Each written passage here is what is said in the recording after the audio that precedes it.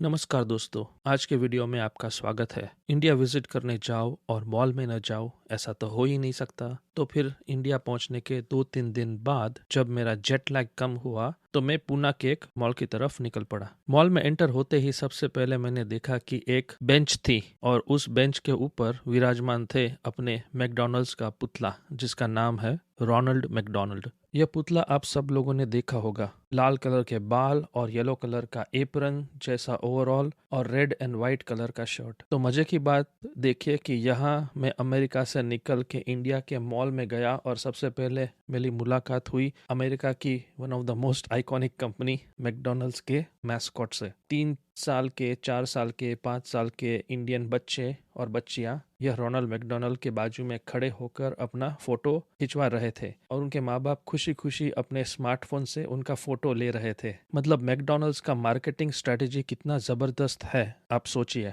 जो बच्चा इतनी कम उम्र से मैकडॉनल्ड्स के साथ अपनी मेमोरीज बना रहा है, वो बड़ा होकर मैकडॉनल्ड्स नहीं खाएगा तो और क्या खाएगा। आपको जानकर हैरानी होगी कि आज की डेट में अमेरिका के अंदर करीब करीब 13,200 मैकडॉनल्ड्स है और पूरी दुनिया में यह कंपनी 100 कंट्रीज के अंदर 38,000 रेस्टोरेंट्स चला रही है। मैकडॉनल्ड्स के बारे में बात कर ही रहे हैं तो मैं आपको बता दूं कि अगर आपके पास नेटफ्लिक्स है तो उसमें एक बहुत ही बढ़िया डॉक्यूमेंट्री है जिसका नाम है फाउंडर। यह डॉक्यूमेंट्री मैकडॉनल्ड्स कंपनी के शुरू के दिनों की है। 2 भाई थे, डिक मैकडॉनल्ड और मैक मैकडॉनल्ड, जिन्होंने 15 अप्रैल 1955 में दुनिया का सबसे पहला मैकडॉनल्ड्स कैलिफोर्निया के सैन बर्नार्डिनो नाम के टाउन में खोला था। ये दोनों भाइयों ने मैकडॉनल्ड्स का फेमस स्पीडी सिस्टम भी इन्वेंट किया था। ऑर्डर लेने के बाद जल्दी से जल्दी कैसे कस्टमर को खाना मिले, उसके लिए उन्होंने बारीकी से अध्ययन किया और अपने किचन वह हिसाब से सेट किया और अपने स्टाफ को भी वैसे ही ट्रेन किया। नतीजा ये हुआ कि उनका मैकडॉनल्ड्स वो टाउन में बहुत फेमस हो गया और कस्टमर की लाइन लग गई सुबह से लेके शाम तक, क्योंकि कस्टमर्स को खाना चाहिए और सबसे इम्पोर्टेंट जल्दी चाहिए,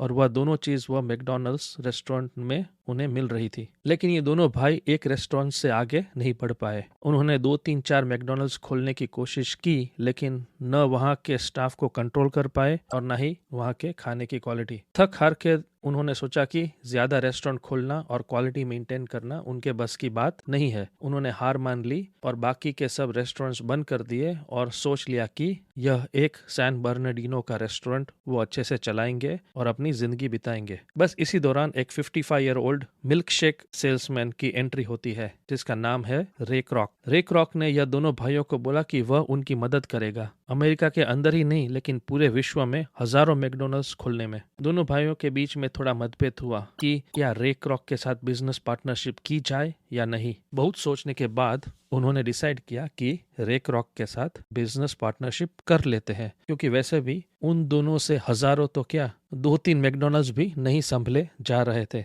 रे क्रॉक कैसे मैकडॉनल्ड्स को बड़ा करता है, उसका दोनों भाइयों के साथ कैसे संबंध खराब होता है, ये सब देखने के लिए आप यह डॉक्यूमेंट्री जरूर देखना, बहुत ही इंटरेस्टिंग है। वापस मॉल की स्टोरी आगे बढ़ाते हैं। मैकडॉनल्ड्स के पुतले से आगे मैं निकलकर अपना सर हिलाते हुए और मुस्कुराते हुए मैंने मॉल में थोड़ा शॉपिंग किया। उसके बारे में मैं बाद में बात करूंगा, लेकिन फिर मुझे लगी भूख तो मैं इमीडिएटली मॉल में फूड कोर्ट की तरफ निकल पड़ा। फूड कोर्ट में जाते ही वापस मुझे एक बहुत बड़ा धक्का लगा। एक तरफ मैकडॉनल्ड्स, दूसरी तरफ बर्गर किंग, तीसरी तरफ टाको बेल, पिज्जा हट, केंटकी फ्राइड चिकन, ये सब अमेरिकन फास्ट फूड कंपनीज है और हर एक के अंदर पब्लिक मन लगा के दबा दबा कर खाना खा रही थी। अमेरिका के अंदर फास्ट फूड को जंक फूड माना जाता है। जंक फूड का मतलब ये है कि आपका पेट जरूर भरेगा लेकिन उसमें पौष्टिक तत्व कम रहेंगे, जैसे कि बर्गर, कोक और फ्राइज। आपको खाने में मजा आएगा, आपका पेट भी भरेगा, लेकिन आपके शरीर को जो पौष्टिक तत्व चाहिए वो कम मिलेंगे।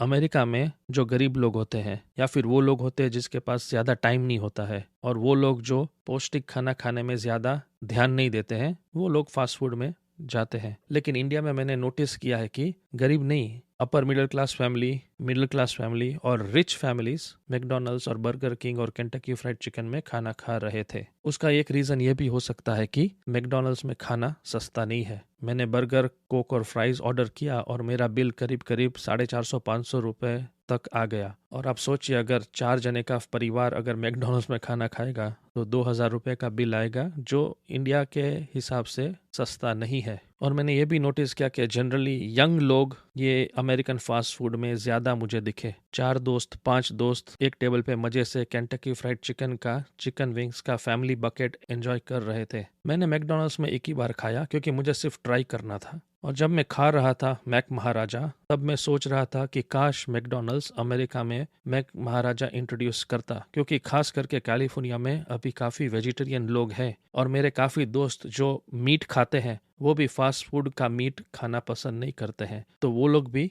अगर मैकडॉनल्ड्स जाएंगे तो मैक महाराजा ज़रूर ट्राई करेंगे। दूसरी तीसरी चौथी बार मैं जब भी मॉल में गया तो मैं सीधा महाराष्ट्रियन रेस्टोरेंट में गया और वहाँ पे जवार की रोटी, पिठलू और मसाला छाछ, जिसको महाराष्ट्र में ताक बोलते हैं, वो ऑर्डर किया। एकदम गरम गरम पिठलू और पौष्टिक जवार की भाकरी खाते खाते मैं बाजू के बर्गर किंग में पब्लिक को वॉपर और फ्रेंच फ्राइज एंजॉय करते हुए देख रहा था और मन ही मन मुस्कुराते हुए सोच रहा था कि दुनिया कितनी अजीब है दोस्त। बस आज के लिए इतना ही। अगले वीडियो में फिर कुछ और टॉपिक के ऊपर बात करेंगे। तब तक के लिए thank you for watching. Please like, share, subscribe and don't forget to press the bell icon.